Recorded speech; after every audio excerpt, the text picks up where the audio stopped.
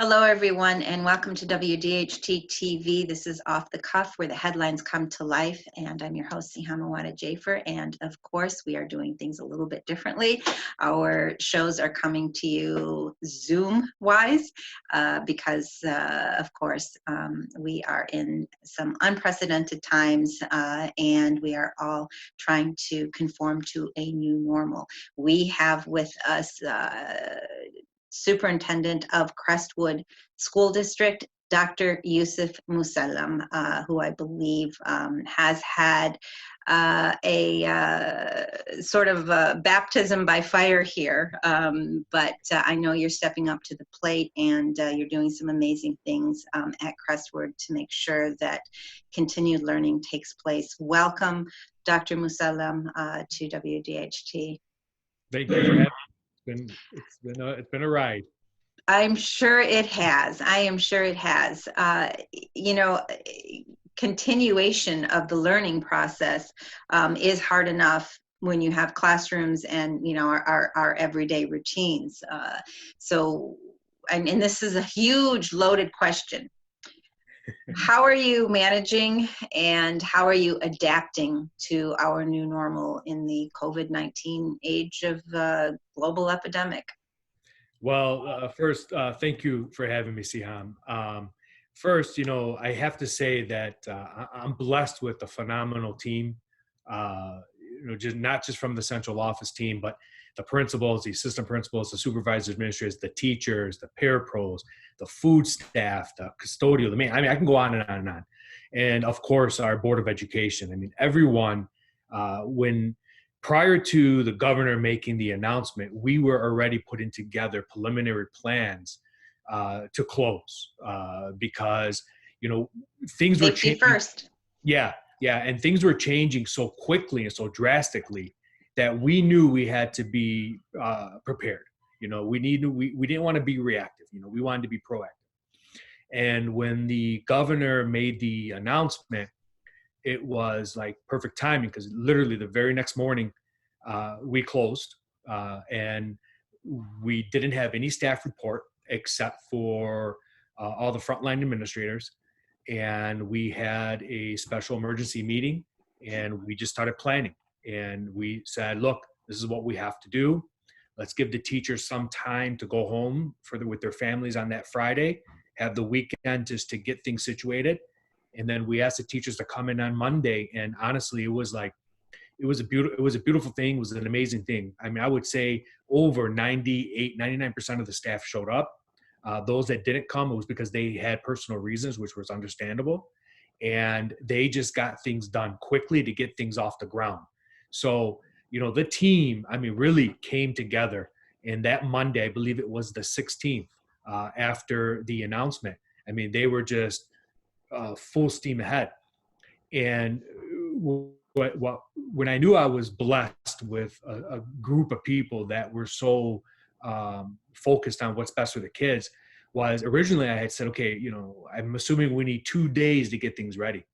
They all came back to me and said, Youssef, we're ready for you by midday Monday. And that's when we started getting things out, and we did packet pass outs at every school. And I was just amazed at how quickly the teams just logistically put things together, got things together. And since then, they've continued to do everything in their power to create as much normalcy in our students and families' lives, knowing that the instruction is nowhere near what it would be when you're face-to-face and you're interacting in the classroom, but understanding, putting together these enrichment activities to create some normalcy. I'll tell you, I was, this much of the process. These people, these teams, the board too, people don't realize with the Board of Education, they see them vote and they see them in board meetings. Behind the scenes, they've been so supportive, every single one of them, where we've truly been a team of 8. And, the board, thanked me, one day for moving things forward. I said, no. Thank you for having trust in us to do what we need to do.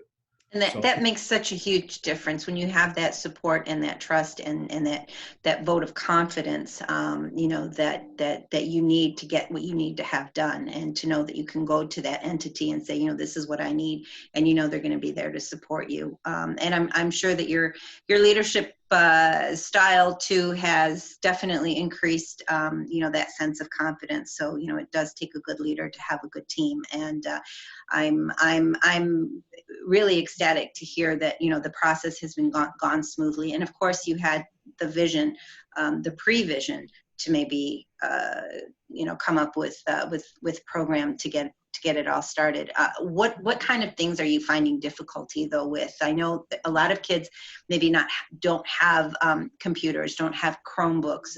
Is that a problem, or is that not something that's been an issue in Dearborn Heights? We knew that was going to be one of our largest logistical problems. The team and I, prior to this whole pandemic starting, we're looking at our strategic planning, and we were hoping to start strategic planning with the district and the community in May. And we were putting some preliminary things together.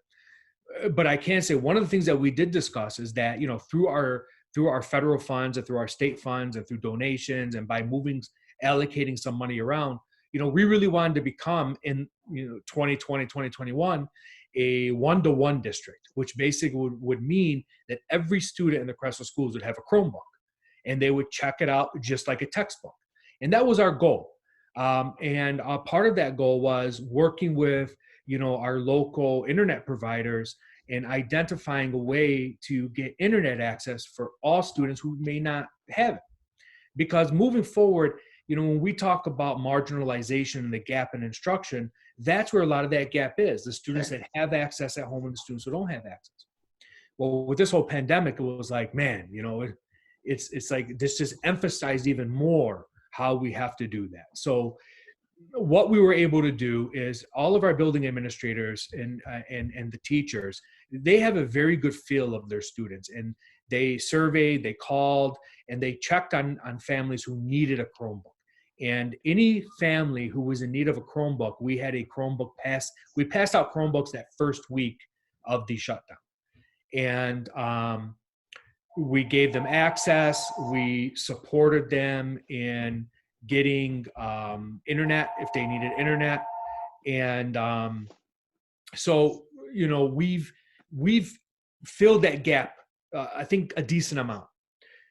Do we still have some families who don't? Yeah, we do. So what our teachers have done, and the goal is that they have modified some of the instruction. And I have principals who have been dropping off paper packets to homes for families who don't have access. And, and it's not perfect, and we're not 100% there. I'm not going to sit here and say we're like, no, we understand we still have some gaps. And we continuously are sending out messages. If you don't have, call your school. To touch on that subject, when I say call your school, because one of the things we've done is all of our secretaries and our teachers and our administrators, they're technically working as if they're still at work. And what I mean by that is that they're checking their email and the voicemail to schools on a daily basis regularly, like it's a regular school day. So if a family calls a school and leaves a voicemail, the secretary will get it, the administrator will get it, and they'll pass that information along. So those that don't have access to email know that our phone lines are open all the time. And we really wanted families to call their specific school because the schools know the families. Where if they call us in a central location, it'll slow the process down. So are we perfect? Are we there yet? No. But, we're adjusting and we're changing as time goes on. So what is the interaction with the kids and the teachers, with internet, with online learning? What kind of interaction do they have? Are they using Zoom? Are they using just one-on-one, just email? It's all of that. There's really not one thing. And a lot of that has to do with, not every teacher is really comfortable using, say, Zoom or Google Classroom. Most of our teachers are using Google Classroom. So updates are either through, an online lecture, like a flipped classroom, where the teacher will record, share it, students will watch it, and then there'll be some work assigned on the Google Classroom. It could be through the Remind app, through Class Dojo. phone calls. So it's all based on, where the teacher is comfortable, as well as what the families that the teachers are working with are comfortable. And then many of our teachers, I mean, I don't want to start naming names, but like I know for a fact, like at Highview, they put together this really nice video that, every teacher had a message and they shared it. And I know some of the other schools and the other teachers have done the same thing. That's why I hate naming one group or another, because I know it's happening across the board. Now, again, are we where we need to be? No. I mean, this is a change. This is something new. But, I like I said from the beginning, our teachers really do care about creating normalcy. And to take it a step further, one of the biggest concerns with the online learning is access. And, with special education students or English learners or students who struggle, they need that one-on-one time. And we have our special ed team and our English learner team and other members who are reaching out to families on a one-to-one basis, and asking, how can I help you? How can we modify some of this for you?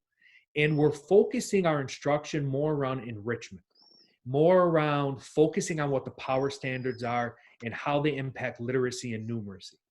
Now, and that was our goal from, March 16th. Now, with the announcement that schools are closed to the end of the year, with spring break right now, next week, our teachers are going to be working in virtual PLCs, just as you and I are, and they're going to be looking at the instruction, and they're going to be looking at the enrichment activities they want the students to work on to help prepare them for a transition to next year.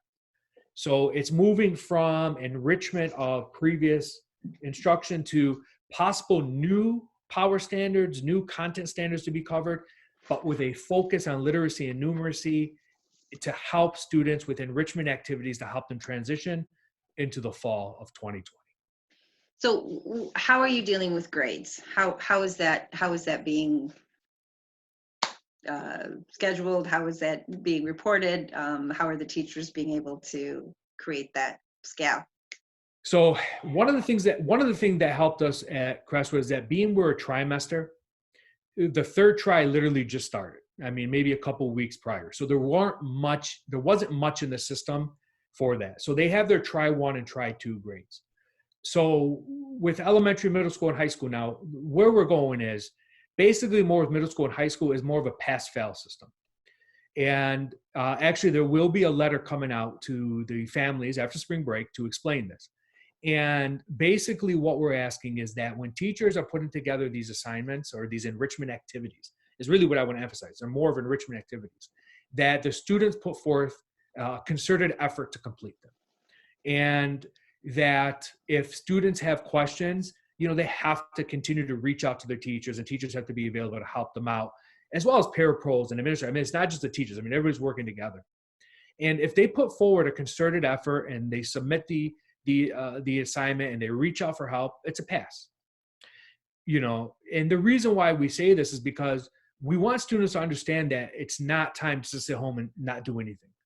The enrichment activities that they're going to get are for their best interest. It's to help them transition into next year.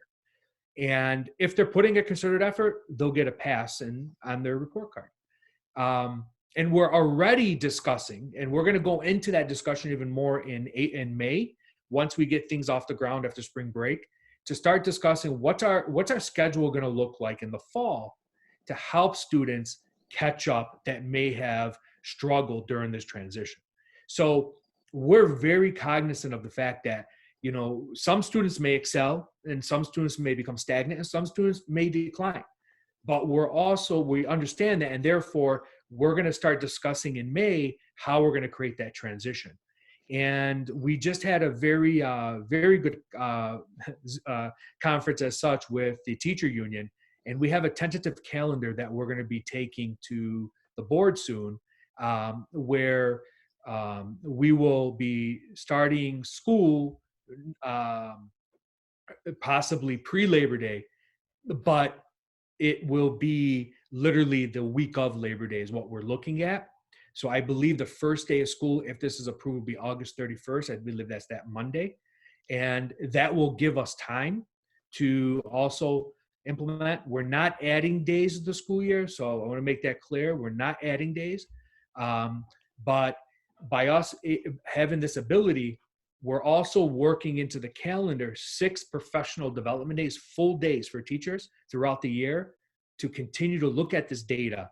And because it's a crucial time now to look at this data from what the students are coming in with the fall, so that we can continuously adjust our instruction at real-time basis throughout the year to meet the needs of our students.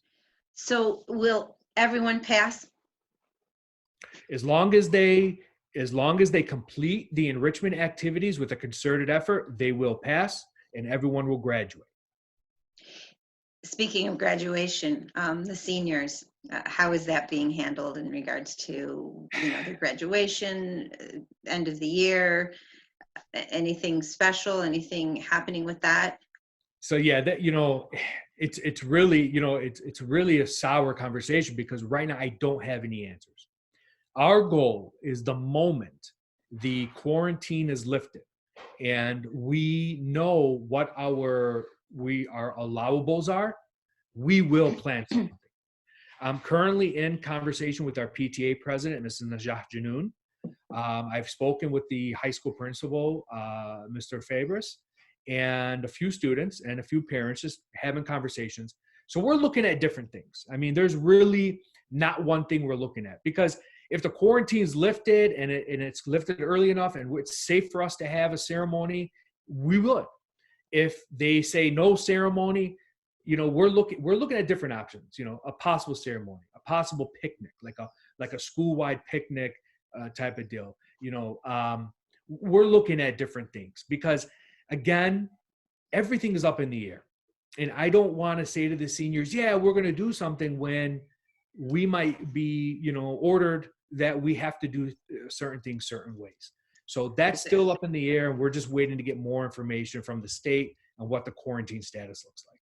Definitely contingency. Yeah. Speaking of picnics, free reduced lunches, students that are struggling, and I know that we have many in our district. How are you addressing that, and how is the school still trying to keep up that load and that help?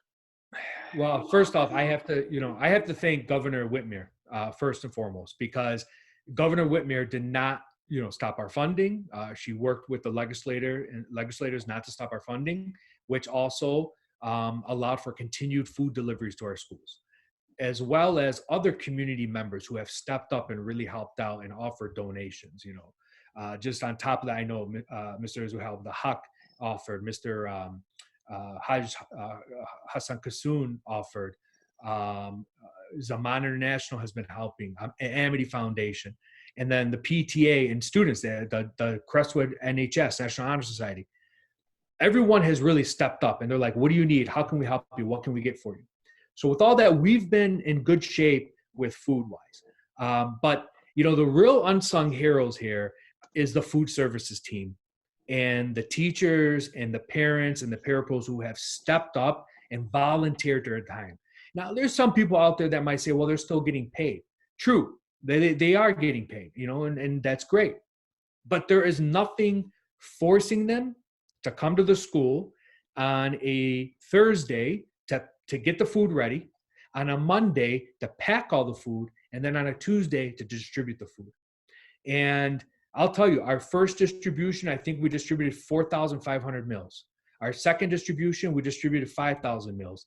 And then on our third distribution, we distributed close to 6,000 meals. And what we have been doing is we've been packing 7 days of breakfast and 7 days of lunch.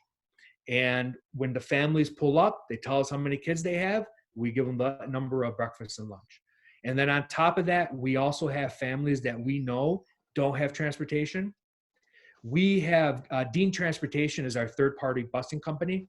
And honestly, Mr. Dean, who's the owner of Dean Transportation, has been a wonderful man. He's helped us. He's supported us. And he has 4 or 5 buses that run routes for us, dropping off meals to homes of students who don't have transportation. And then on top of that, I'm sorry. No, go ahead. I was gonna say, on top of that, we have a list of families who we know are in dire need, and we get them additional food. Where are the pickups for all of these? Where do people go for the free lunches? We centralize the 2 pickup areas. They're on Tuesdays. We didn't do it the week of spring break but we will start up again the week after spring break. We have 2 centralized areas at Riverside Middle School and at Highview Elementary School on Tuesdays from 11 a.m. to 12 p.m. And if we have any left over, we continue in after 12. But to be honest, we've been running out by, a quarter to 12, 12 o'clock.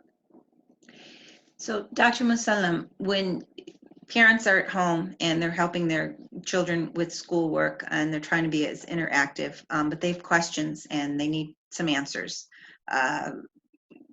where do they go? If they have access to email, first to email the teacher. Email the teachers. The teachers have been requested to, and I'm fairly certain that 99% of them have been to access their email and their voicemail during regular scheduled school days. If they don't get to you that day, they'll get to you the next day.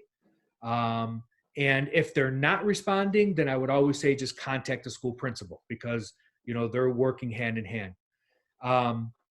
So they're available, and they can also make them available as such through a Zoom conference. We've been using more Google Meet because we're a Google Suite district. So it's a lot easier for us, and it's easier to go through Google because it's not a third-party vendor. But I know some teachers for a fact have had these conferences with students to talk about different work and different things. And, just reach out is the best way. So communication is definitely still going on, and there's someone to answer those calls, which is definitely comforting to a lot of people. So what are your words to the students of the district of Crestwood District and to the parents? Well, my first thing is thank you. Because when this all started, the one thing that I asked, and actually we have been asking since I had the honor to take on the role of superintendent in mid-October, early November, is patience. Let's be patient with each other. Let's know that everyone is working towards, what we all believe is right for kids. So thank you, and continue to be patient. And we're going to continue to work with you, and we're going to continue that communication. Also, like for the parents, I want the parents to know that we know this does not match face-to-face learning. It does not match. It does not meet what our students need in a classroom, hands-on learning together, having that social interaction. We know that, and we understand that. And that's why we're going to continue to adjust during this, unforeseen situation and try to do the best we can to support and to help. But we're also keeping in mind what 2020, 2021 is going to look like to help students catch up as much as possible. And I also say to the parents, please, continue communication with your students' teachers, continue communication with their administrators, continue communication with central office. We're here, we'll respond, and we're going to continue to support you. And to the students, I say, don't look at this as a long vacation. I know you want to. I know the PS4 is calling your name and all that good stuff, all the TikTok videos. I get it. I have 4 kids of my own. For you, I'm going to start with you seniors. For you seniors, we know you're done. We know you're ready to move on to the next level. We know you're ready to go off to college, to the work world, to the trades. And the thing that you're struggling the most with is, your prom and your senior party and the spring sports season. And I mean, I can go on, and I feel it. I'm brokenhearted. I couldn't wait to speak at my first graduation as a superintendent this year. I couldn't wait to shake every one of your hands when you walked across that aisle, So I feel the pain with you. But continue. So for all students, continue with the enrichment learning. Continue working on the assignments and the enrichment activities that your teachers give you. The focus on these enrichment activities and these learning assignments is to support you in your transition into next year. Okay. And for our whole community, these are difficult times. First and foremost, stay home, stay safe. As you see, I'm sitting on my couch at home with this Zoom conference. I do go into the office for a few hours because there are things I have to do from there. But I try to not go as much as I can because I'm trying to follow the order of the governor. But I also say to the families and to the parents, this is also a great time to reconnect with your families. It's a great time to have dinner together. It's a great time to sit down and have conversations. I have learned from this how busy my life is when we're not in a quarantine. And, you know, I've been able to sit with my children more in these last couple of weeks than I've been able to sit with them probably the last couple of years. So even though we got these enrichment activities and we're sharing them with you, we're also at the same time telling you, take some time, step back, you know, and have that family time. And the final thing I want to say about this is to the Crestwood team. I want all the parents to know that our Crestwood teachers, you know, they're doing triple duty. And what I mean by them doing triple duty is not only are they trying to ensure that your family has some normalcy, but they're also trying to take care of their own children too, and their own parents. And everybody has some anxiety right now with this pandemic. But God willing, we'll all get through this and we'll look back and we'll grow from it. We'll become a better and stronger district and community when this is all over and said with. On that note, words of wisdom. I want to thank you so much for taking the time to be with us and taking the time to explain to the students, to the teachers, and to the community where we're at in our learning process, and also what steps have been taken to ensure everyone's safety and to ensure a continuation of our learning process. Dr. Youssef Mosallam, Superintendent of Crestwood School District. Again, words of wisdom. Thank you all for being with us today. Thank you for joining us on WDHT TV. Be safe out there. Shelter in place. Let's listen to the CDC. Let's listen to our governor. Let's listen to our leaders within our cities and states. And hopefully there will be some kind of normalcy coming back soon if we all do it together and are part of the solution. Thank you, Dr. Youssef Mosallam. Thank you for all you do, and thank you for keeping all our kids on track. Thank you. Appreciate it. Have a wonderful day, and God bless. God bless. Thank you.